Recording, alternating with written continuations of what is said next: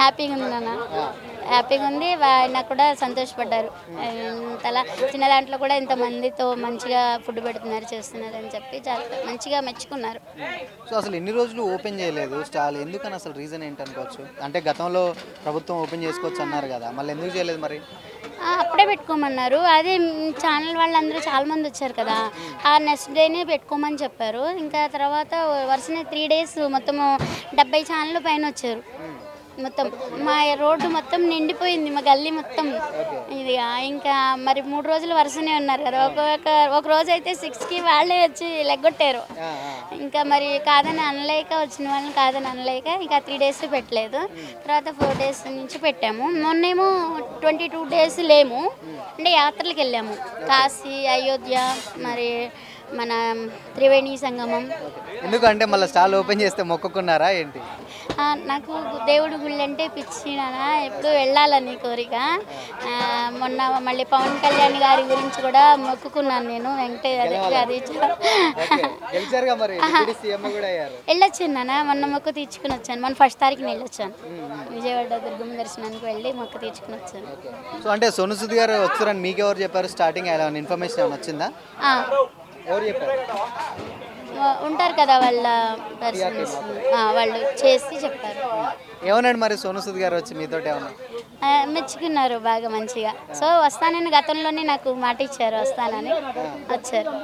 గతంలో కూడా నాకు ఫోన్ చేసి ధైర్యం చెప్పారు. అప్పుడు ఇలా జరిగినప్పుడు ధైర్యం చెప్పి మీకు నేను వస్తాను అని చెప్పన్నారు, వచ్చారు. అలాగే సో సపోర్టింగ్ అలాంటి మంచి వ్యక్తి నాకు సపోర్టింగ్ చేసినందుకు నాకు చాలా సంతోషంగా.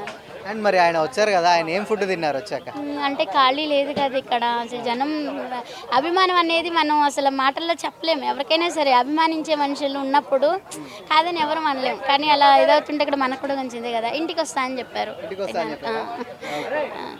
అండ్ ఇంకోటి చాలా మంది ఏంటంటే కుమారి ఆంటీ గారు బిగ్ బాస్ లో కూడా అడుగు పెట్టబోతున్నారని వస్తున్నాయి వార్తలు, దానికి ఏం చెప్తారు? లేదు, నా కస్టమర్స్ వదిలి మాత్రం నేను ఎక్కడికి వెళ్ళాను నాన్న. నాకు తెలియదు అసలు, నాకు తెలీదు. అది ఒక రూమ్ లో పెడతారంట కదా, అది ఒక రూమ్ లో పెడితే వెళ్ళి ఏం చేయాలి అక్కడ కదా. అది అన్ని ఏవేవో ఆటలు అవి ఆడిపిస్తారంట, చేస్తారంట. సో అందరూ చదువుకున్న వాళ్ళు ఉంటారు. మళ్ళీ చిరంజీవి గారు కూడా మొన్న కలిసి మాట్లాడారు కదా, ఒక ఫంక్షన్ లో వచ్చాం, మేము కూడా వచ్చాము. సో ఆ రోజు ఏమన్నారు మరి చిరంజీవి? మాట్లాడలేదు నాన్న. నెక్స్ట్ నేనే వెళ్ళేది అవార్డు తీసుకోవడానికి. నెక్స్ట్ ఈ లోపల అప్పుడు ఏం జరిగిందో చూసారు కదా మీరే అందరూ. అంటే స్టేజ్ మీదకి వెళ్ళి మొత్తం అంతా ఇదైంది కదా, ఇంకా దానివల్ల ఇక నేను కలవలేకపోయాను. దేవరకొండ గారిని కలిసాను, విజయ్ దేవరకొండ.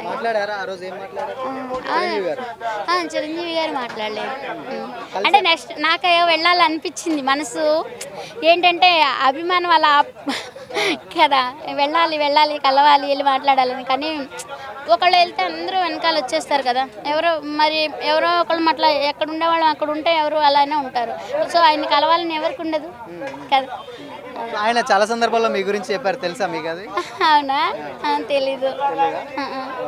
సో ఫైనల్ గా ఇప్పుడు ఓపెన్ చేశారు, ఎలా నడుస్తుంది? మేము చూస్తే క్రౌడ్ మాత్రం ఫుల్ ఉంది, సపోర్ట్ ఎలా ఉంది సార్? బాగుందమ్మా. ఇప్పుడు నా కస్టమరే నాన్న. ఇవాళ నేను ఇలా ఉన్నానంటే నా కస్టమరే. నా కస్టమర్ లేకపోతే నేను లేను. ఎంతలా వండినా వంట అనేది ఎవరైనా చేస్తారు నాన్న. నేనే గొప్ప అని నేను ఎప్పుడూ చెప్తాను, చేయను. ఆ కస్టమర్ రెస్పాన్స్ అనేది ఉంటేనే ఎవరైనా సరే ఇది అవుతాము. నేను ఇవాళ ఇలా ఉన్నాను అంటే దానికి కారణం అయితే నా కస్టమర్స్. నన్ను ఇవాళ ఇలా నిలబెట్టింది కూడా నా కస్టమర్సే. వాళ్ళకి నేను ఎప్పుడూ రుణపడి ఉంటాను. సో ఇప్పుడు ప్రజెంట్ అయితే మళ్ళీ ఓపెన్ చేశారు, ప్రభుత్వం నుంచి వెళ్ళి గతంలో అంటే ఓపెన్ చేసుకోవచ్చు అన్నారు. మళ్ళీ ఏమన్నా అలాంటి ఏమన్నా వద్దు ఇక్కడ పెట్టుకోవద్దనే దాఖలాలు ఏమన్నా? ఏం లేదు, ఇప్పుడైతే ఓకేనా? అంత మరి మీ కస్టమర్కి మీరు ఏం చెప్తారనుకుంటారు ఫైనల్? థ్యాంక్స్ చెప్తాను నాన్న. వాళ్ళ రుణం నేను బతుకున్నంత వరకు మాత్రం వాళ్ళ రుణం తీర్చుకోలేను. వాళ్ళకి ఎప్పుడు నేను రుణపడి ఉంటాను. నా కస్టమర్ ఎవరైనా సరే, ఇవాళ నేను కడుపు నిండా అన్నం తింటున్నాను అన్నా, ఇవాళ నా కుటుంబాన్ని నేను పోషించుకుంటున్నాము, మేము ఇలా ఉన్నామన్నా కానీ నా కస్టమరే. వాళ్ళకి మాత్రం నేను ఎప్పుడూ రుణపడి ఉంటాను. ఫుడ్ చాలా బాగుందట, మాకు తెలిసి ఇన్ఫర్మేషన్. అన్నీ ఇంట్లో అయ్యే వాడతాను నాన్న. అన్నీ ఆల్రెడీ చూసారు అన్నీ. అది కూడా తప్పకుండా. థ్యాంక్ యూ అమ్మా, thank you so much. And మీకు ఇంకా మంచి కస్టమర్స్ రావాలి మనస్ఫూర్తిగా కోరుకుంటున్నాను. Thank you so much.